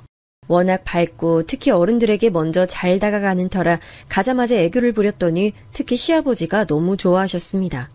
언니가 있던 저와 달리 남편은 남동생이 하나 있었는데 저보다 1살 어린 도련님이었죠. 서울에서 대학 나왔던 남편과 달리 도련님은 우리 고향 옆에 있던 광역시 대학을 나왔습니다. 우리 집에서도 아빠와 언니는 우리 남편을 마음에 들어했는데 제가 형부 성격이 언니와 똑같아서 놀랐었던 만큼 언니는 제 남편을 보고 남자 이연주라고 하더라고요. 양가 반대 없이 우리는 결혼 준비를 순조롭게 하고 직장 옆에 신혼집을 얻게 됐습니다. 언니와 제가 둘 다 결혼하니까 집에는 아빠가 혼자 계셨는데 그래도 언니도 저도 서울에서 직장을 다녀서 아빠를 자주 뵈러 갔어요. 결혼했으니 각자 남편도 데리고 갔는데 덕분에 언니와 제가 둘 다 집에 가면 집이 굉장히 북적거렸습니다. 제가 장난스럽게 아빠에게 재혼 생각은 없냐고 물어보면 아빠는 됐다고 했죠. 남편과 저는 신혼생활을 매우 재밌게 보냈는데 둘 다 해외여행이 취미라 여기저기 많이 다녔어요. 그러다 보니 자연스럽게 아기를 가지는 계획도 뒤로 미뤘습니다. 언니와 형부는 결혼하고 바로 아이를 가져서 낳았는데 조카는 딸이었습니다. 너무 예뻐 몇 번을 보러 갔나 몰라요. 언니가 산후조리를 제대로 하지 못할까봐 조리원 퇴원하고도 언니네 집 가서 조리를 도와줬습니다. 그러지 말라고 했는데 워낙 어릴 때 받았던 게 많아서 도와주지 않을 수가 없었죠. 딸은 형부를 똑 닮았는데 제가 봐도 참 귀엽게 생겼습니다. 그래서 남편과 저는 조카를 자주 보러 가면서 우리의 생활을 충분히 즐겼어요. 시부모님도 아이는 준비가 되었을 때 낳는 게 좋다고 우리가 준비되면 그때 낳으라고 하셨죠. 근데 그렇게 남편과 행복하게 해외여행도 즐기며 회사에 다니고 있었는데 저는 퇴사를 하게 되는 사건이 발생했습니다. 너무 황당했는데 억울해서 사연이라도 말해보자면 저는 사내연애로 결혼해서 직장에서 이미 우리가 부부라는 건 다 알고 있었어요. 특히 같은 팀이라 더 유명했는데 새로운 신입사원이 제 남편에게 호감을 표현했어요. 사람들이 다 우리 남편 유부남이라고 말했는데 전혀 개의치 않고 당돌하게 들이대는 모습을 보고 저는 또 가만히 있지 못했습니다. 처음엔 당연히 좋게 말했는데 2번이나 말해도 남편에게 밤에 전화하고 자꾸 말을 걸더라고요.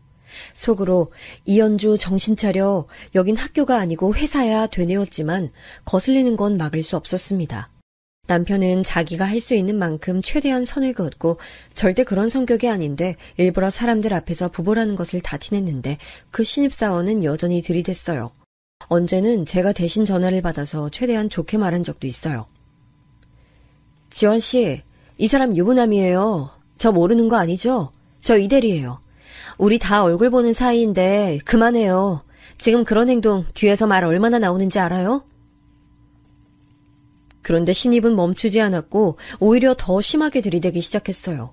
아무리 회사에서 눈치를 주고 그러지 말라고 해도 뻔뻔하게 들이대는 모습을 보고 결국 저는 제 성격대로 그 신입에게 가서 미쳤냐고 한 소리를 크게 퍼부었고 바로 사직서를 냈습니다.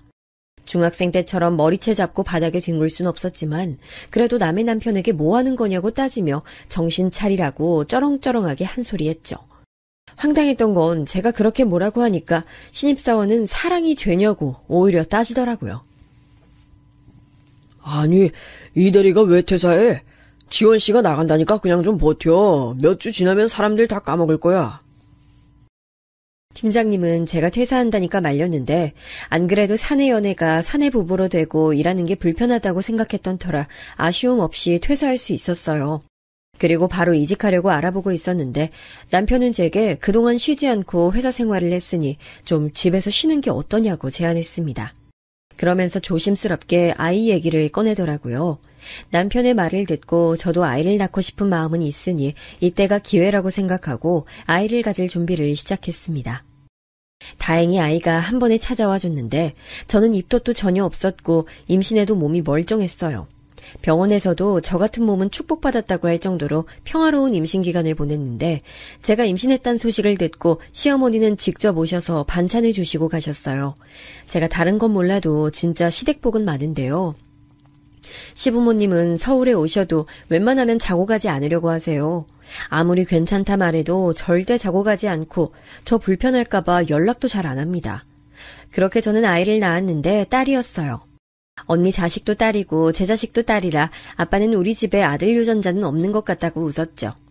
언니는 제가 딸을 낳으니 너무 좋아하며 조카가 입던 옷을 다 물려줬어요. 비싸게 산 유모차도 물려주고 제가 조카한테 해줬던 것처럼 많이 반겨줬죠. 저는 원래 성격이 집에만 있으면 답답해하는 성격이라 고향에도 자주 가서 어렸을 때 친구들 만나며 우리 딸 보여주기도 하고 시댁에서 자고 오기도 했어요. 남편 없이 어떻게 시댁에서 자냐고 신기해하는 사람 많았는데 저는 아무렇지도 않더라고요. 고향 친구들 만나서 퇴사하게 되었던 사연을 얘기해주니 이연주 성격 어디 안 갔다고 깔깔대는 모습을 보며 서울과 지방을 오갔습니다. 그렇게 이직은 하지 않고 아이를 키우고 있었는데 시댁에서 좋은 소식이 들려왔어요. 도련님이 결혼한다는 소식이었습니다. 또래보다 살짝 늦게 결혼하는 터라 남편이 걱정 많았는데 도련님은 우리 고향에서 만난 사람과 결혼하게 됐다고 했어요. 남편과 시댁에 내려가서 도련님과 결혼할 예비 동서를 만나게 됐는데 저는 그 동서를 보고 너무 깜짝 놀랐습니다. 혹시 눈치채신 여러분 계실까요? 네, 바로 예비 동서는 박민용 언니였어요. 어렸을 때 제가 머리채 잡고 뒹굴었던 그 언니요. 우리 언니를 자퇴하게 만든 그 주인공이 예비 동서로 들어오게 됐습니다. 원래 제 성격 같았으면 그 언니 보자마자 달려들 수도 있었을 텐데 너무 당황하니까 오히려 몸이 굳어서 움직일 수가 없었어요. 정말 저를 제외한 모든 사람이 웃으며 떠들고 인사하는데 저는 그 모습이 화면 너머로 보는 느낌 들고 이방인처럼 느껴졌습니다. 더 웃긴 건 저는 그 언니를 기억하는데 그 언니는 저를 기억하지 못하더라고요. 아무리 그래도 어떻게 기억하지 못하지 생각했더니 이유는 제 성형이었습니다. 제가 대학 가기 전에 쌍꺼풀 수술을 했다고 했잖아요. 이 수술로 저는 눈매 자체가 바뀌어서 완전 다른 이미지가 됐습니다. 그러고 20년 정도가 지나기도 했으니 얼굴이 변해서 못 알아봤나 봐요. 하지만 저는 기억하고 싶지 않아도 그 언니가 당연히 기억났죠. 저는 그런데 그 언니의 얼굴도 얼굴인데 직업 듣고 너무 놀라 아이가 보채도 달래주지도 못했습니다. 직업이 뭐였는지 아세요? 바로 어린이집 선생님이었어요. 저는 그 말 듣고 너무 놀라 사고회로가 정지됐습니다. 속으로 사실 그 자리에서 모든 얘기를 까발리려고 했는데 제가 그러지 못한 이유가 있었어요. 바로 속도 위반으로 도련님의 아이를 결혼식도 전에 임신해서 급하게 결혼하게 된 상태였대요. 그 언니 배 안에는 이미 5개월이나 지난 태아가 있었는데 시부모님이 오히려 반기고 있었습니다. 시부모님은 손주 사랑이 엄청나신 분들이라 우리 딸이 태어나더니 이렇게 좋은 소식이 연달아 온다고 좋아하셨거든요.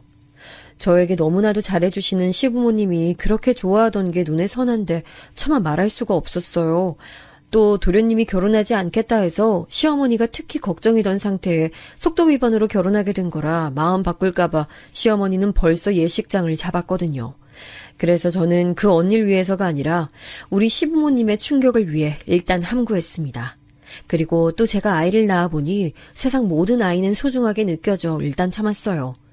그렇다고 제가 그 언니를 용서하거나 그런 건 전혀 아니에요. 우리 언니를 자퇴하게 만든 사람인데 잊고 싶어도 잊을 수 없죠.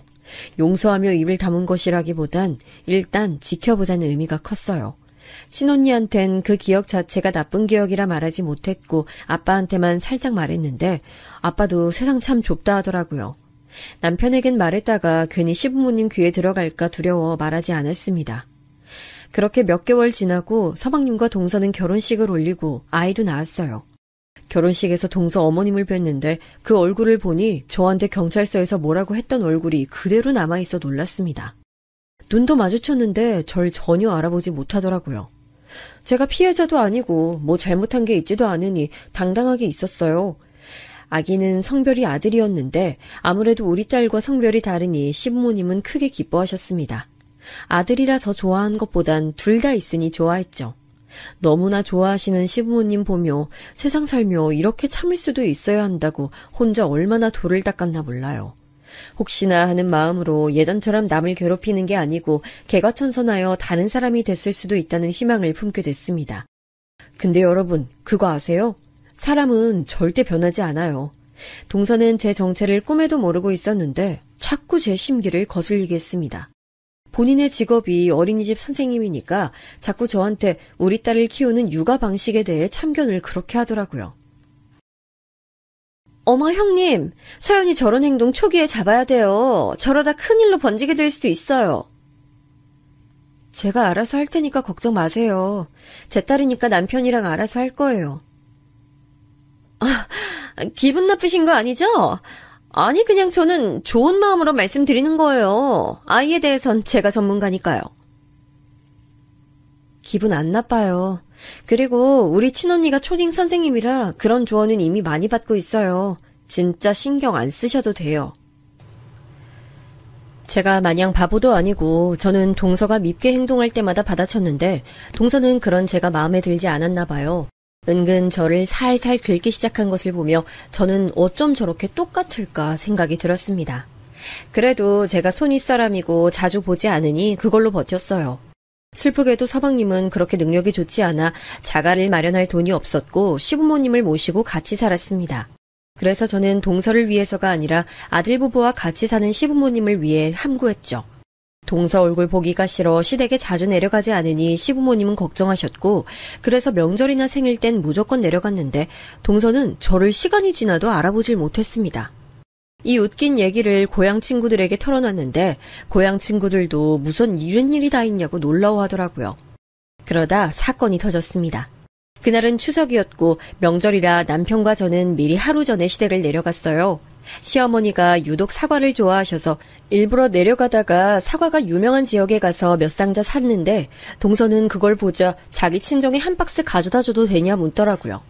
저는 마음 같아선 네가 뭔데 가져가냐고 하려다가 딸도 있고 시부모님 눈도 있으니 그냥 대답하지 않고 남편에게 넘겼는데 남편은 그 얘기를 모르니 가져가라고 했습니다. 그렇게 동서와 시어머니와 저는 셋이 앉아서 전을 굽고 있었는데 동서가 자꾸 제가 만든 전을 보고 쿡쿡 웃는 거예요. 사람 기분 나쁘게 하는 웃음 아시죠? 비웃듯 웃길래 저는 그런 걸 또 참지 못하니까 거기서 한판 하게 됐습니다. 왜 자꾸 기분 나쁘게 웃으세요? 네? 아, 기분 나쁘셨어요? 그냥 형님 만드는 거 보니까 우리 어린이집 애들 생각이 나서요. 제가 지금 4살보다 못하다는 건가요? 왜 이렇게 예민하게 반응하세요? 그냥 귀여워서 그런 건데. 너희 왜 그러니? 얘, 그래도 첫째가 손윗 사람인데 그러지 마라. 보다 못한 시어머니가 중재할 정도로 저도 뾰족하게 나갔던 건 맞아요. 제가 사연을 제보하니까 이런 싸웠던 얘기를 자꾸 하게 되는데 여러분, 저 절대 다른 사람들에겐 이러지 않아요. 오해 말길 바랍니다. 저 친구도 많고 사교성도 좋아서 회사 다닐 때도 어른들이 많이 좋아하셨어요. 다만 상대가 우리 언니를 괴롭혔던 사람이니 저랬던 겁니다. 어쨌든 동서는 끝까지 눈을 동그랗게 뜨고 자기는 억울하다고 하는데 그걸 보고 속으로 지금이라도 말할까 말까 진짜 1000번 고민했어요. 다행히 남편까지 부엌으로 와서 저를 달래주어 꾹 참았습니다. 그리고 아이 영향도 큰데 우리 딸이 보고 있으니까 아무리 참지 않던 저라도 아이 앞에선 참게 되더라고요. 이 얘기를 친구들에게 털어놨더니 친구들은 제 성격상 아예 안 참는 건 무리지 물어봐서 웃었던 기억이 납니다. 그리고 동서는 이전까지는 제 나이에 대해 몰랐다가 이 사건을 계기로 나이를 알게 됐어요. 다음 설날이 되자 동서는 제게 자기가 저보다 2살이 더 많은 걸 아냐고 물었습니다. 제가 모를 리가 있을까요? 그래서 그냥 간단하게 알고 있다 대답하고 넘겼어요. 그 뒤로도 알게 모르게 신경전이 계속됐는데 시부모님 앞이니까 꾹꾹 참았습니다. 그러다 너무 짜증나서 결국엔 남편에게 동서가 우리 언니를 괴롭혀서 자퇴시킨 그 사람이라는 걸 말하게 됐어요. 남편은 믿을 수가 없다고 소름 돋는다고 말하며 제게 시부모님에게 말할 거냐고 물었습니다. 고민 중이야. 아무래도 알게 되시면 놀라실 것 같은데 요즘 손주들 보는 재미로 사시는 분이라. 그렇게 말해주다니 고마워. 남편은 제가 말하지 않겠다니까 좋아하는 눈치였어요. 당연히 동서에 대해 실망하고 나쁜 사람이라는 건 알지만 아무래도 말하게 되면 집안에 큰일이 나는 거니까 그 부분에서 조심스러웠던 거죠. 저는 남편 마음은 당연히 이해했습니다. 그리고 만약 시부모님이 제게 조금이라도 못해주셨거나 차별하시거나 그러셨으면 당장 폭로하고 연은 끊었을 텐데 시부모님은 저에게 너무나 잘해주셨거든요. 친구들을 봐도 저같이 시댁 잘 만난 사람을 본 적이 없습니다.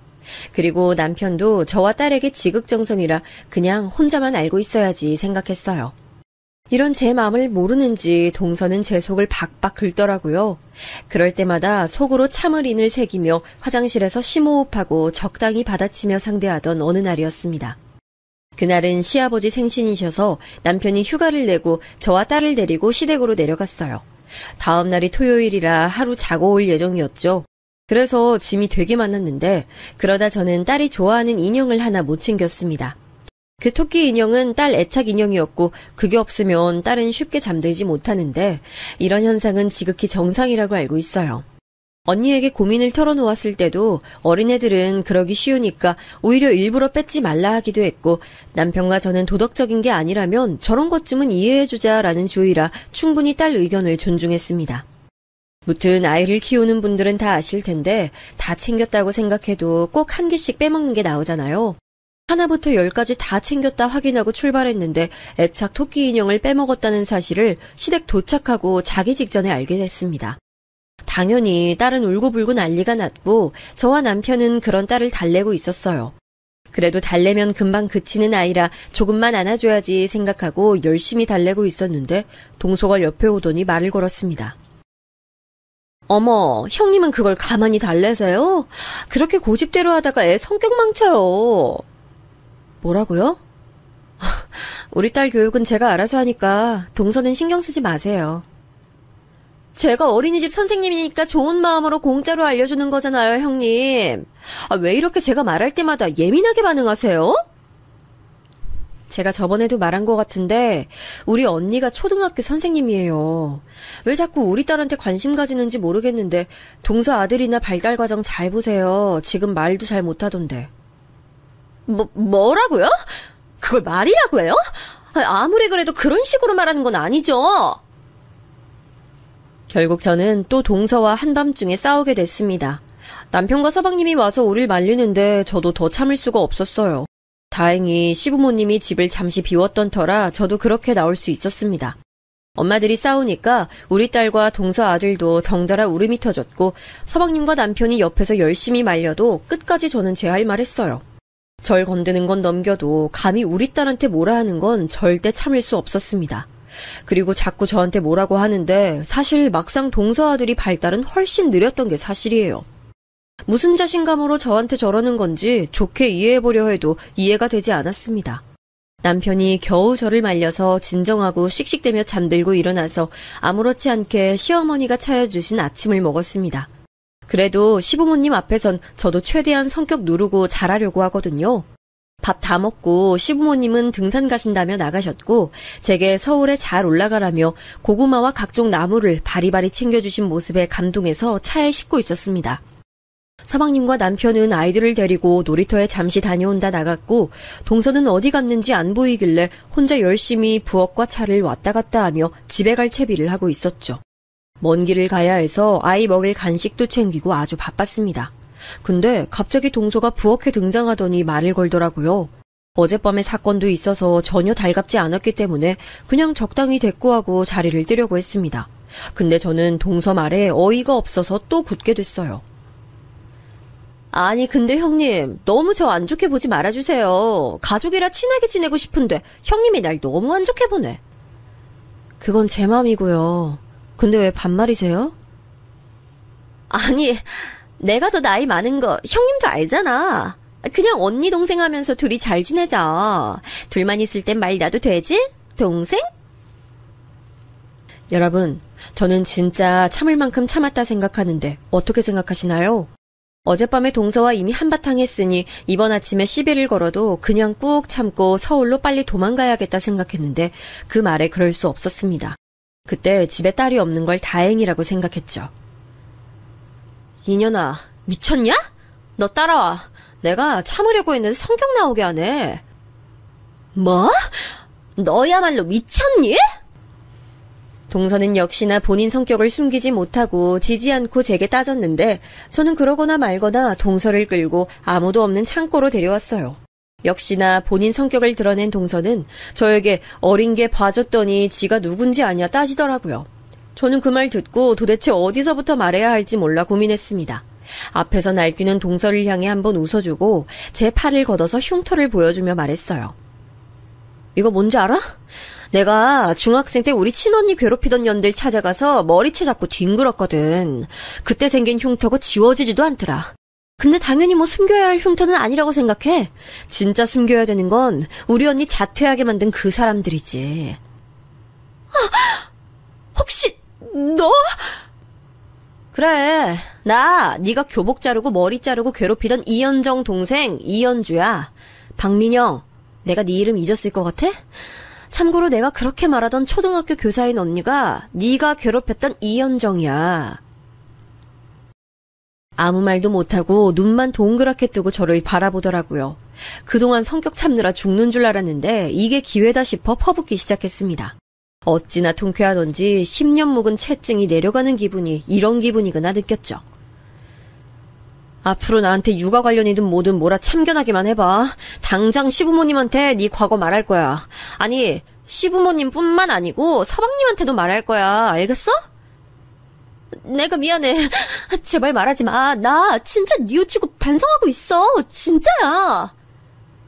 야, 내가 손이라고 몇 번 말해. 존댓말 해. 아, 맞아. 아니. 맞아요. 죄송해요, 형님. 제발 말하지 마세요. 제가 쥐 죽은 듯이 살게요. 그렇게 저한테 빌빌 기는 동서를 보니까 어렸을 때 사건이 자꾸 머릿속에 떠올랐습니다. 그때는 놀이터에서 뒹굴다가 경찰서에 가기도 했었는데 지금 이렇게 한 가족이 돼서 창고에서 이러고 있다니 세상 좁아도 너무 좁더라고요. 저는 사실 그때까지도 빌빌 기는 동서를 보며 시부모님을 기다렸다가 동서 정체를 밝히려 했습니다. 근데 문득 저 모습을 보니까 오히려 말하지 않고 언제 말할지 겁주는 게 동서 같은 사람에겐 최고의 복수더라고요. 그리고 동서랑 서방님이 돈을 못 벌어서 시부모님이 아이가 크면 독립시켜주겠다고 해서 동서는 시부모님에게 잘 보여야 하거든요. 아, 말이 나와서 말하자면 경찰서에서 저한테 엄마 없다고 뭐라 했던 동서네 엄마는 지금 가난하게 살고 있습니다. 잘 나가던 동서 집안은 언니가 자퇴하고 우리가 서울로 뜨고 나서 대차게 망했대요. 이래서 권선징악이라는 말이 있나 봐요. 집이 망해서 돈을 왕창 잃고 난 뒤 동서는 성적이 점점 떨어졌고 원하던 대학도 가지 못한 채로 고향에 남게 됐다고 해요. 그리고 지역에 있던 전문대 들어가서 어린이집 교사 자격증 따서 어린이집 선생님이 됐던 거죠.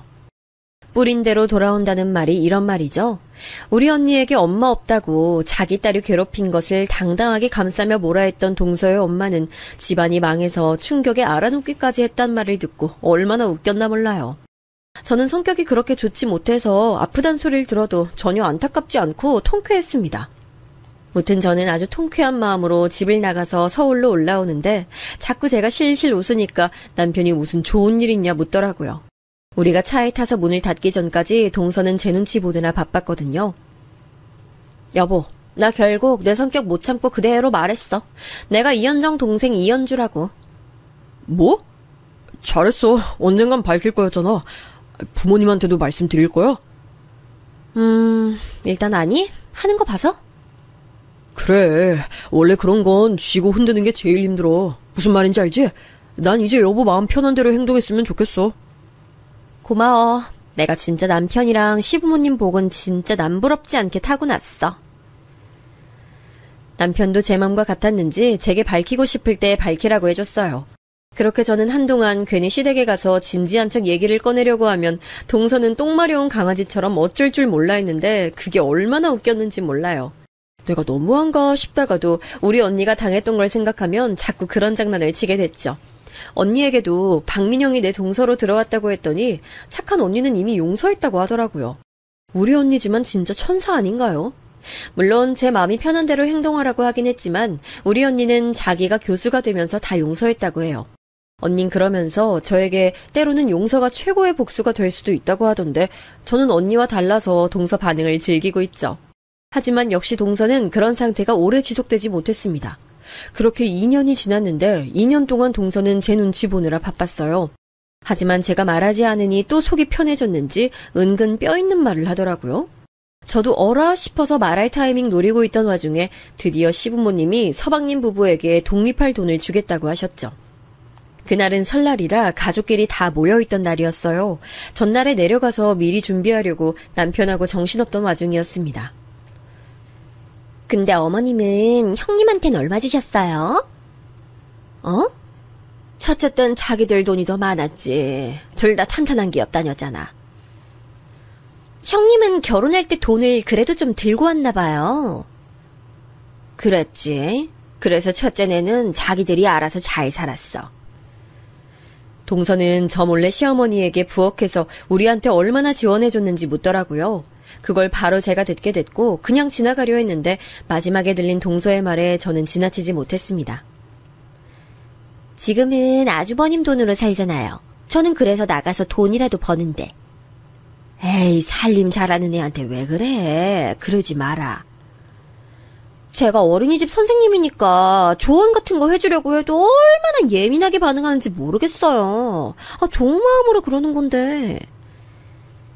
자기는 나가서 돈 버는데 제가 집에서 남편 돈으로 편하게 먹고 사는 게 그렇게 안 이꼬웠는지 동서는 시어머니에게 제 험담을 하며 이간질을 시작했죠. 훌륭한 우리 어머니는 절대 넘어가지 않았지만요. 신나게 제 욕을 하는 동서에게 다가갔더니 동서는 눈에 띄게 당황했습니다.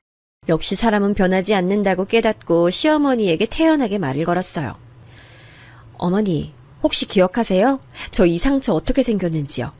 왜 우리 언니 괴롭힌 애 때리다가 이렇게 됐다고 했잖아요? 형님! 아유, 깜짝이야. 넌 왜 소리를 질러? 어머님, 그 당사자가 누군지 아세요? 형님, 제가 죄송해요. 그거 동서예요, 어머님. 우리 언니 괴롭힌 사람 이름이 박민영이고 바로 동서가 그 사람이에요. 뭐라고? 그게 정말이야? 말 그대로 제 말에 시댁은 왈칵 뒤집혔습니다. 서방님도 그 사실을 전혀 몰랐었는지 동서에게 진실을 요구했고 결국 동서는 모든 사실을 인정했어요. 시어머니는 무슨 이런 경우가 있냐고 저에게 그동안 참느라 고생했다고 말씀해 주셨습니다. 서방님은 배신감에 몸을 부들거리며 어떻게 그럴 수가 있냐고 하고 집안은 쑥대밭이 됐어요.